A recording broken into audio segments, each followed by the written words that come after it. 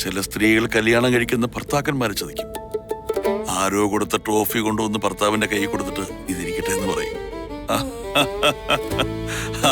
ആ പൊങ്കന്മാരുടെ വിചാരം അവര് മത്സരിച്ച് നേടിയെന്ന. എന്റെ കാര്യത്തിൽ അങ്ങനെയൊന്നും സംഭവിച്ചില്ലല്ലോ. വൈജ ട്രോഫി ഉപേക്ഷിച്ചിട്ടല്ലേ പോകുന്നത്. ബാലട്ട് എങ്ങനെ ഇതൊക്കെ അറിഞ്ഞു? അതും 10-23 വർഷങ്ങൾക്ക് ശേഷം.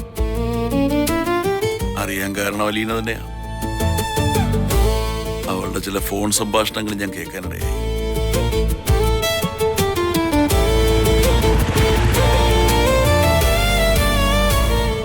വയറ്റിൽ കത്രിക കൊണ്ട് മുറിവേറ്റ് അവള് ഹോസ്പിറ്റലിൽ കിടന്നില്ലേ? അപ്പോഴായിരുന്നു അതിലൊരു ഫോൺ സംഭാഷണം.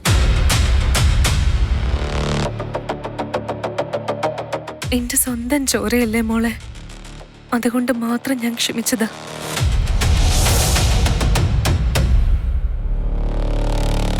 പോലീസ് എന്നോട് തിരിച്ചു മറിച്ചും ചോദിച്ചു. ഞാനൊന്നും വിട്ടു പറഞ്ഞില്ല.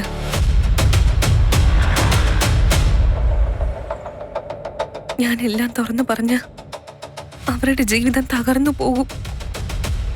എന്റെ കൂടപ്പിറപ്പല്ലേ മോളെ. എന്റെ അമ്മ, എന്റെ അച്ഛൻ, എന്റെ കൂടപ്പിറപ്പുകൾ, അങ്ങനെയെല്ലാം വിചാരിച്ചുകൊണ്ട് ആ വീട്ടിൽ കയറി ചെന്നവളല്ലേ ഞാൻ.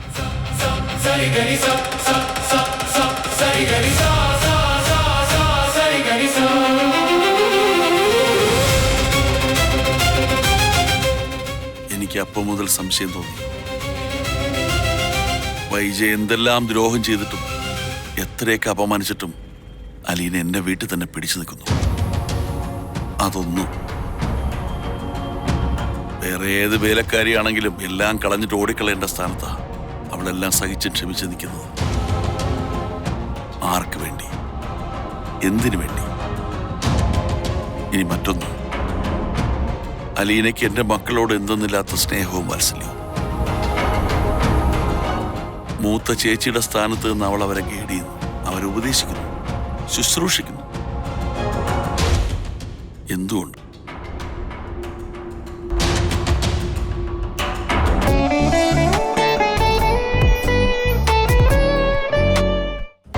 അലീനയ്ക്ക് എന്റെ മക്കളോട് എന്തെന്നില്ലാത്ത സ്നേഹവും വാത്സല്യവും. മൂത്ത ചേച്ചിയുടെ സ്ഥാനത്ത് നിന്ന് അവൾ അവരെ ഗൈഡ് ചെയ്യുന്നു, അവരെ ഉപദേശിക്കുന്നു, ശുശ്രൂഷിക്കുന്നു. എന്തുകൊണ്ട്?